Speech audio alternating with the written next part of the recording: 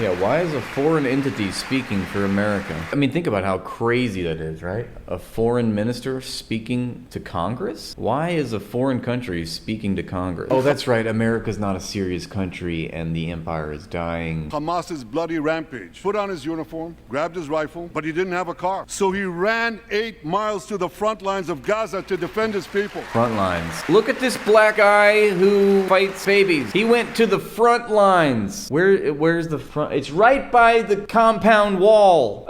Inside of, what is that walling on? A concentration camp full of kids. That's the front line. The front line is Gaza. The front line is the worst humanitarian crisis on earth. Really doesn't sound like a front line to me. Really doesn't sound like a war. God, that's so weird. What could we call this? What's that word where when you just carpet bomb cities and just destroy outright and kill everything that moves? What is that called? There's no army, there's no military. It's just outright destruction. There's gotta be a word for it. He walked 8 miles to the front lines and it was uphill both ways. You heard that right. He ran 8 miles. Uphill, both ways. Came to the front lines, killed many terrorists. Man, he's just politicizing these people. Just nothing but anecdote. In order for you to go along with what he's saying, you just have to accept, first of all, October 7th was a massive tragedy. It came out of nowhere. We are the victims, okay? These are all the assumptions that you need to listen to Netanyahu and believe the narrative that he's painting. Killed many terrorists. I wonder how many babies this guy who got a trip to the Capitol. How many babies are you willing to kill on behalf of Israel for you to get your front row seat at the Capitol? We all honor your remarkable heroism. Another Israeli is with us here today, and he's stand up right next to... And he who sings with his feet on fire gargles in the rat race choir. Right next to Avichai. I wonder why did they single out these two? There's certainly so many stories of heroism, right? Why exactly? Oh, they're black. Is also here with us. Well, yeah, you're right. There's no apartheid. What a world. Asaf fought as an officer in the Tank Corps. He was wounded in battle while protecting his fellow soldiers from a grenade. He lost his right arm and the vision in his left eye. You want to talk about people losing their right arms? How many children have not been killed and have just lost a limb, an arm or a leg, or completely just mutilated? How many mutilated bodies? Incredibly, within a short time, outrageous. Asa will soon return to active duty as a commander of a tank company. Yeah, the tank company, which you were running out of tanks, apparently. You're running out of tanks and aiming it. What is this little red circle? Is that a target? Is that a suggestion right here?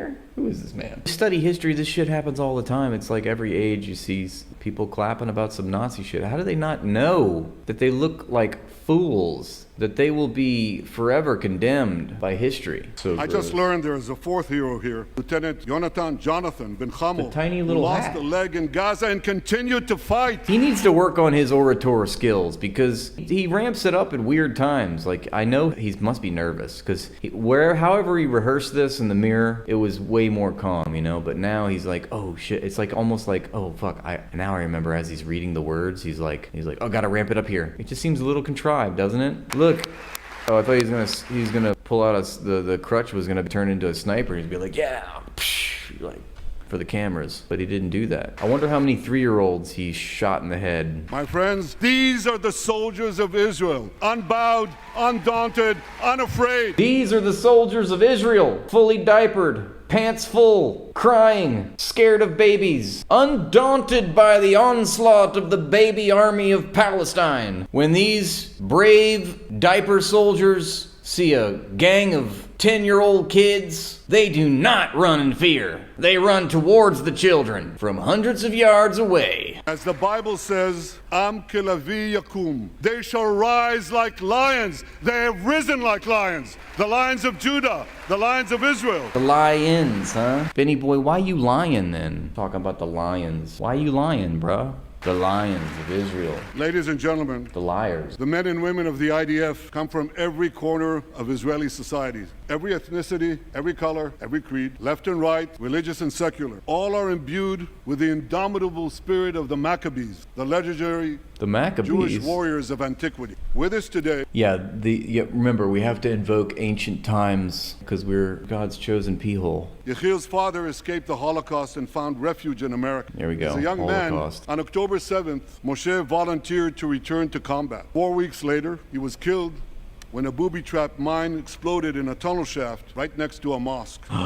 No, not a mosque, Bibi, a Hamas. Obviously. Can you believe that? They fucking got him. How dare they? What's Amalek? Would have been the photograph of that helpless Jewish boy in the Warsaw Ghetto holding his hands up in the air. Wow. It's insane that he's talking, he literally unironically just referenced the Warsaw Ghetto, which, if we all remember, was the site of the uprising. The Jews fighting against the Nazis. They decided to use a bunch of makeshift rudimentary weapons in order to violently rise against and resist the Nazi occupation in Warsaw, because these Jewish people knew that they were heading to the camps and they were going to die, and it was only a matter of time, and so they were already in this ghetto. And doesn't that sound familiar? Who would be... So wait, are you trying to equate the Jews in the Warsaw Ghetto to what you're doing to the Palestinians, Bibi Netanyahu? Amalek is what he's calling Palestinians, evil. Oh. The biblical reference Bibi makes, there's passages in the Torah that talk about annihilating Amalek, which are essentially the Palestinians. Jesus Christ. So he's invoking the Bible for genocide.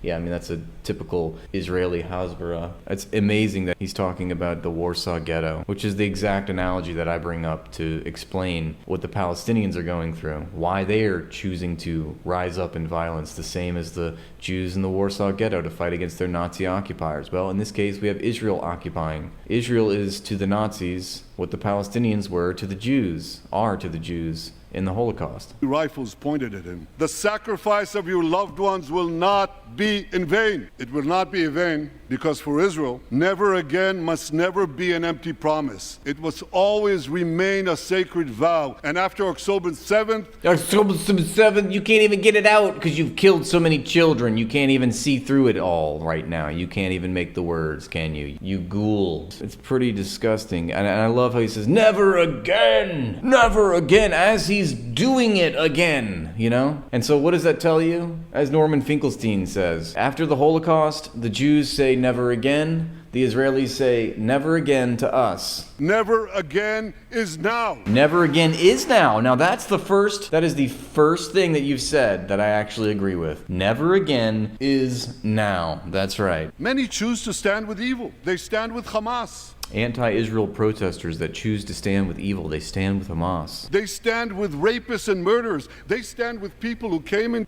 Oh, we're still repeating the lies, huh? To the kibbutzim, into a home. Look, he's got his arm and his elbow on the desk. He's leaning in. It's a conversation he's having with you guys. He's leveling with us. He's trying to get us to understand. Look. Parents hid the children, the two babies in the attic. Remember the babies in the attic? Oh my God, this is crazy. The more that he references, like how many times is he going to talk about violence done to babies, unironically? Attic, they murder the families. You murder the families. You bomb them in their sleep, entire homes, neighborhoods, at 5 a.m. when you know they're sleeping. You have AI-generated kill lists that you don't even check. You just mark them for death. You have kill zones set up in safe zones. You have unsafe zones, which are supposed to be safe zones. You are committing one war crime after another every day. And specifically, you're committing those war crimes against children, against babies. And you go to Congress and you give a speech talking about your moral outrage to babies being killed. I mean, it's just like, what world do we live in? They find the secret latch to the hidden attic, and then they murder... Is he explaining like a movie that I've seen? I feel like the Jacob's Ladder or something. The babies. These protesters stand with them. They should be ashamed of themselves. Pure, unadulterated, 1010% projection. Every accusation is an admission of another crime by another Israeli head of state. It's the Anne Frank story. Yeah, that's what he's doing. I knew he was the latch in the attic and all this imagery. It's like, what is this a movie? I'm sorry. Are you just explaining the plot of some movie that you saw recently? The Secret Latch. Yeah, it's like he's trying to say that these poor babies were Anne Frank. It's just lies. It's just all lies. It's a new fairy tale. It was a movie. It's shameful. I don't blame you for being ashamed watching this. As he's talking about them being ashamed of them. So what we do in Congress, we just give standing O's to war criminals. Congress is just a stand and clap hall. All right, let's stand and clap now. Dude, I'm so ready for like a bunch of protesters to just storm in there and... They refuse to make the simple distinction between those who target terrorists and those who target civilians. between the Democratic State of Israel and the terrorist thugs of Hamas, funding and promoting anti-Israel protests in America. They want to disrupt America. Iran is behind those campus proxies in UCLA, in Columbia. That was Iran. You see what happens? They want to destroy our precious American institutions. Those kids protesting the genocide in Gaza, those were Iranian-backed campus proxies, okay? So these protesters burn American flags even on the 4th of July. Based. Wait, where are they? Let's go party. Let's go party with these protesters that are burning the flag. And I wish to salute the fraternity brothers at the University of North Carolina who protected the American flag. Thank you to the Nazis and white supremacists at the University of North Carolina who protected the American flag. Protected the American flag against these anti-Israel protesters. Anti-Israel protesters. That's pretty based. Well, I have a message for these protesters. When the tyrants of Tehran, who hang gays from cranes and murder women for not They hang gays from cranes. are praising, promoting, and funding you, you have officially become Iran's useful idiots. Useful idiots. Yes, it's always Iran-backed proxy and not American-backed Israel, isn't it, folks? We're the useful idiots. We're the useful idiots for those third world armed resistance groups that are fighting against their own occupation. How dare you support them? You want those people to have human rights? Those are savage, backward, murdering, evil psychopaths. I'ma lick these balls, Bibi Netanyahu. I'ma lick these nuts, crybaby Satanyahu. I'ma lick my balls, bitch. Bibi bitch. I fucking hate this man. I act like I'm okay, but secretly I just want the destruction of Israel. Absolutely amazing. Some of these protesters hold up signs proclaiming gays for Gaza. They might as well hold up signs saying chickens for KFC. Oh, that one killed in Tel Aviv. They didn't quite laugh though, did they? Look, he's like looking at how do people think about that joke? Chickens for KFC? I'm sorry, I'm lost. Why are we talking about chicken for KFC? Please clap. Look, nobody got, it was a dud, man. Dude, you gotta really work on your material. I think, you've had months and months to prepare for this. Protesters chant gays and from chickens? the river to the What? sea, but many don't have a clue what river and what sea they're talking about. Yeah, it's the fucking Jordan River in the Mediterranean Sea, you dumb Bro is not a stand-up comedian. Seinfeld wrote his speech, probably. I mean, Jesus Christ. They don't even know, huh? We don't even know. You guys don't even know. You don't even know about the Merneptah Steel. They not only get What's an the F in deal with these gays? They get an F in history. They get an F in history. He's telling us we don't know our history. Which history do we not know, BB? We don't know what? The history that you subscribe to from 3 BC? They call Israel a colonialist state? No. We don't call it. Your own Zionist people do. The people that instituted the state of Israel called it a colonial project. The Jewish Colonization Association, my friend. I shouldn't even say my friend, but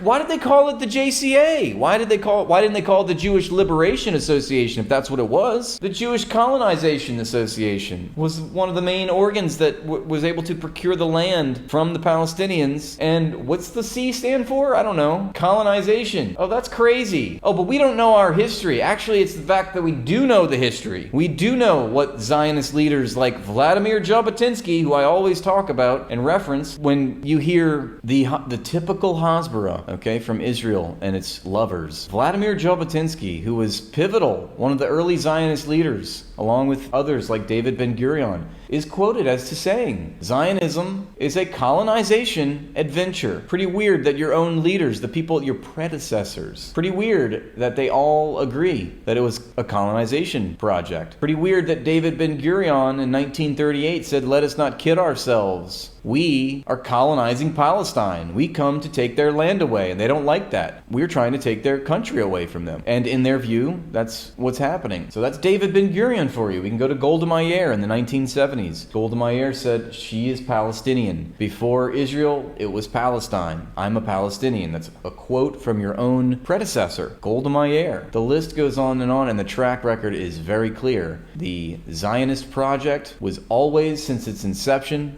since Theodore Herzl was writing about it in his diary in 1890, always understood what they were doing to the land of Palestine and its people, and that what it was colonization, a settler colony. Why do we say settler colony? Settler colonies are even worse than colonies. You can think of the British Empire colonizing India. Well, that wasn't a settler colony because the Indians still exist. They didn't genocide them, but there was still like the famines and all stuff. But you wouldn't say that they came to settle. Like the British people were not settling themselves, and in order to settle, they had to kick or genocide the indigenous people in that land. So Israel is a settler colony, which means that it is land over people. It wants to ethnically cleanse, either by killing or by forcing the indigenous population to flee from violence. That's what its foundation is. And it was dutifully recognized, formally recognized by all of the early Zionist leaders. That it's laughable that he's trying to paint this as if we have an F in history. It's the very act of trying to divorce us from the history that he's doing. Like I said before, in order to understand where Netanyahu is coming from, you have to believe that history started on October 7th. Don't they know that the land of Israel is where Abraham, Isaac, and Jacob prayed, where Isaiah and Jeremiah preached? Yes, typical Israeli Hasbara. We're going to go back to biblical times. Our version of history is the only correct one. We don't have to base that on any historical facts or anything. The people that lived there thousands of years ago are our people, and we're going to take it now. We're going to take it over this land because of a story in the Bible, because Sky Daddy said so. Insane, right? This is the narrative. This is the Israeli narrative. It has no foundation in history. It's not rooted in logic. It's pure, unabated terrorism. Racist terrorism. And where David and Solomon ruled. You gotta go back to ancient history. Go back to some flimsy story that happened thousands of years ago that no one can prove. And that's your reasoning for beheading, tens of thousands of children. The land of Israel has been the homeland of the Jewish people. It's always been our home. It will always be our home. You know what? You sound very convincing. Bro, try not to cope too hard. Try not to cope too hard, because last I checked, Israel was formed in 1948. Why is my dad older than Israel? Why is Joe Biden older than Israel? Why is it that Israel was literally not a thing before 1948? That's pretty recent. And this is the common theme with all the world's smartest Zionists. They can go back thousands of years, but somehow it's unthinkable to go back to 1948, to modern history, to go back to post-World War II, which is where we still are, We have to go thousands of years before World War II, but we can't go just a couple years after World War II. That's right. And, I always say that their one claim to that land, they've outlawed the manner in which you would find that they're telling the truth about it or not. They've outlawed, DNA testing. The Nazis won. They just rebranded. It's not only the campus protesters who get it wrong. It's also the people who run those campuses. Wow, yeah, it's everyone that's against us is wrong. It couldn't be me. These rogue campus proxies. It's the rogue international courts, the rogue international judicial system, the rogue human rights organizations. Everyone's gone rogue. The whole world's gone rogue. But Israel, we're right. 80 years after the Holocaust. Oh, God. Oh, 80 God. years after the Holocaust. Yeah, let's say it again, just to make sure everybody understands what you're talking about. The Holocaust. Let me invoke the last great international crime in history to justify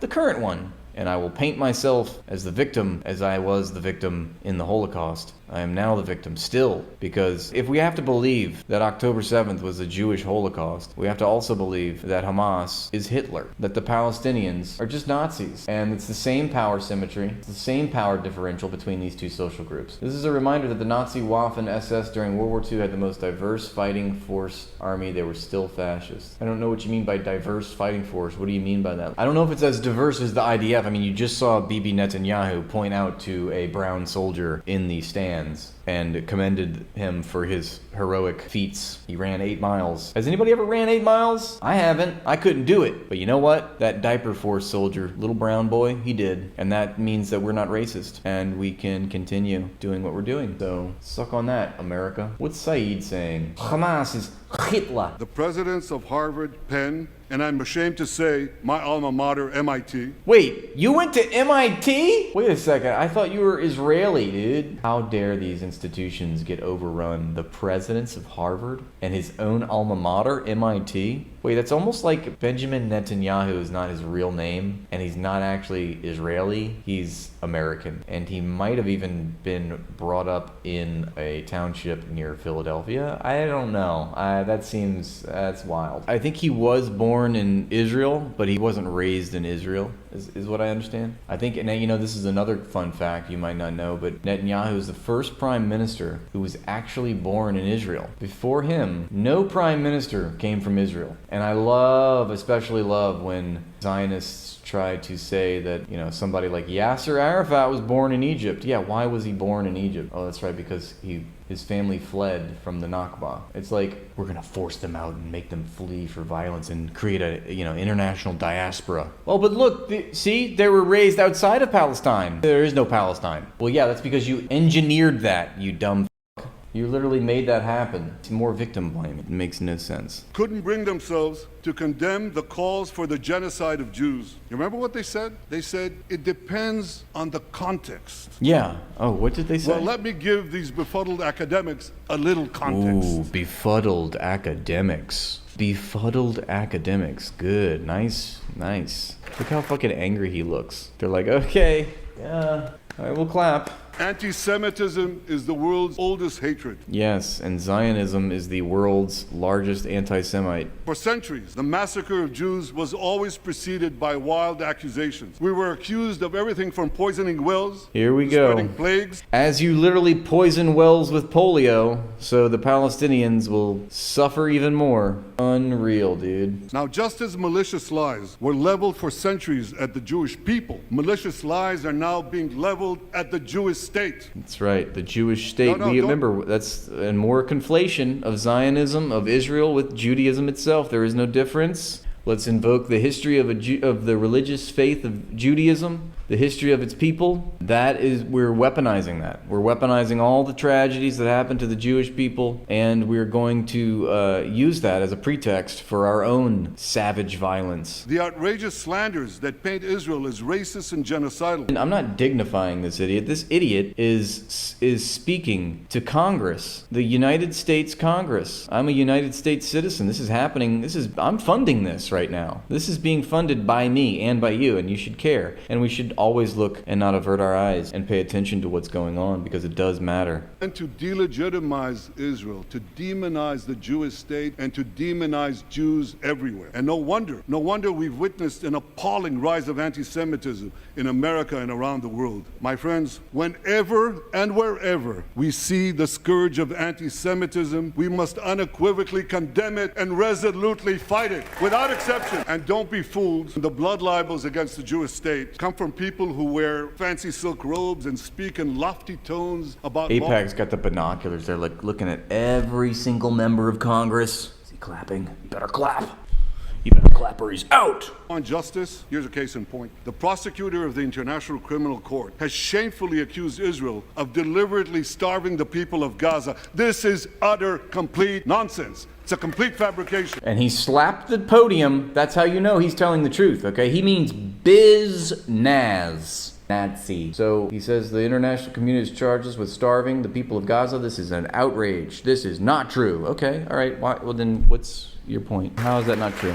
Let's see. What's his proof of it not being true? Israel has enabled more than 40,000 aid trucks to enter Gaza. That's 500,000 tons of food. 500,000 tons of food. 40,000 aid trucks. Wait, why are they dependent on you for their food? What does that mean? You have like a security checkpoint? Why is it Israel enabling, right? Why does Israel have unilateral control over the Gaza Strip? That's what's missing from this. Why is Gaza dependent on Israel for food? Wait, are you trying to say that you have a blockade of the Gaza Strip and it's been unanimously condemned by the international community for decades now? We've let in some food, therefore no famine. When literally, I could find you just report after report of Israel blocking humanitarian aid, just that. Like, why is he even talking? Bro, you're not gonna win this. Israel continues to blockade in northern Gaza. I mean, how many fucking UN aid workers have you killed? It's something like a record. Israeli forces are blocking aid delivery deliveries, and this is from the United Nations itself. Israeli forces are blocking aid deliveries into famine-stricken northern Gaza as the 5 months. This is 5 months into it. This is April 1st, 2024. War grinds on despite recent strong demands from the top UN court and the Security Council for open aid access into the enclave and for a temporary ceasefire and the return of all hostages. Blah blah blah. Look at this situation in Gaza. 60% of assessed wash infrastructure destroyed or damaged. Yeah, you've just destroyed their water and sanitation infrastructure.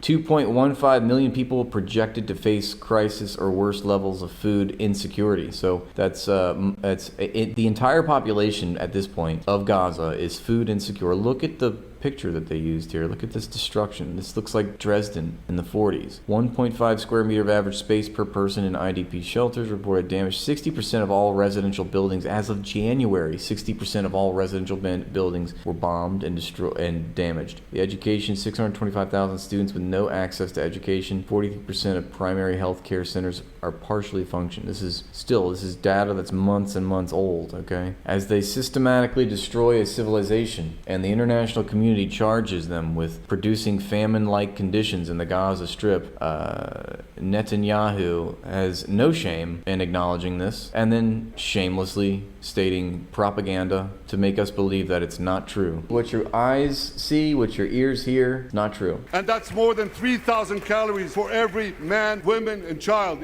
For every man, women, and child. Why is it women plural and man and child were not? I think he just had a stroke. Okay. Gaza. If there are Palestinians in Gaza who aren't getting enough food, that's it's not their fault. That's right. It's not Israel's fault. It's the Palestinians' fault as they're being clipped and savagely murdered while they go to the aid trucks to get food, right? The IDF murders them. It's not like there's been any stories of that. Because Israel is blocking it. It's because Hamas is stealing it. Oh, Hamas is stealing it. We knew, yeah, right. Hamas is stealing the aid. Why is Hamas and why are the Palestinians dependent on you enabling aid to enter into the Strip? I mean, I guess it's just like a source trust me, bro. Look, they're just stealing it. Even if that were the case, why are these people? Think about how desperate you must be to have to loot aid that is finally reached. I mean, it's not like I have books here that's talking about this very shit, the fucking tunnel economy that was. This is in 2011, talking about the rise of the tunnels. A critical economic development in the Strip since the second edition of this book was published in 2001 is unquestionably the phenomenal growth of the tunnel economy. Tunnels burrowing under the Gaza-Egypt border have existed since the 80s, but in the space of a few years they mushroomed from a few dozen to about 500 on the eve of Operation Cast Lead, which was in 2009. By 2012, estimates reached as high as 1,100 to 1,200 tunnels. So in the 80s, there was a few dozen, okay? But in the span of a few years right before Cast Lead, there was 500. So from the 80s to 2009, it went from a few dozen to a couple hundred of tunnels from Egypt to Gaza. By 2012, the estimates reached as high as 1,100 to 1,200 tunnels, of which anywhere from 200 to 600 were believed operational. Listen to this. Such growth is a direct consequence of the blockade and has taken place largely at the expense of the formal private sector discussed above. So that's part of the process of de-development, remember, that Israel institutes in the Gaza Strip as they savagely destroy and they mow the lawn of the Gaza Strip. What do people do? What do the Palestinians do? They are reduced to going underground. They have to literally go underground because their fear of being bombed, right? What happened in 2005? The illegal blockade. Of course, there was already a blockade on the Gaza Strip, but at that point, after 2005, it became even worse. The aid he mentioned, yeah, I know, and I wonder, it seems like it's a lot, right? He doesn't give you a time frame for it. Well, he says 40,000 food trucks have been let in. That's 500,000 tons of aid. Yeah, since when? Since when are you even talking? Even if that's true, which I would, we'll have to fact check how many actual trucks. I mean, obviously there are still trucks going in, but historically, famously, Israel blockades after the savage destruction of the Gaza Strip. When the Gaza Strip needs materials the most, because they're trying to rebuild their cities and their civilization, Israel famously blockades the entrance of more trucks. You know, they let in a paltry number of trucks each day, which is incapable of feeding the people. It's a slow cost, okay? There's the Holocaust of the 40s, there's the slow cost since the 40s up until 2024 of the Palestinians. Look at this, the rise of tunnels. It says such growth is a direct consequence of the blockade and has taken place largely at the expense of the formal private sector discussed above. So they did have a private sector economy, but that was integrated into Israel, was externalized into Israel, and then Israel mows the lawn. The people are reduced to going underground. There now has to be a tunnel economy, and the growth of tunnels, the growth of the tunnel economy. Already by 2008, the World Bank was reporting a redistribution of wealth from the formal private sector toward informal black market operators. By the end of that year, the massive destruction wrought by Israel's Operation Cast Lead provided a further push to the tunnel economy, as the massive reconstruction required materials barred entry by the blockade. The tunnels were almost entirely devoted to smuggling goods into Gaza. I'll read that again. The tunnels were almost entirely devoted to smuggling goods into Gaza. Exports were limited and included horses, scrap metal, excess aggregate, ammunition, and certain Israeli re-exports like shoes, mobile phones, and hair gel, for which there was Egyptian demand. The tunnels allowed Gaza to circumvent the blockade and to a larger degree than expected reduce dependence on Israel. By mid-2010, the tunnel trade supplied, get this, 90% of all construction materials, fuel, and appliances came from tunnels. 70% of all clothing, 60% of all food, including of which 20% arrived spoiled. The 20% of the 60% of the food that was coming into Gaza by mid-2010, which is over a year after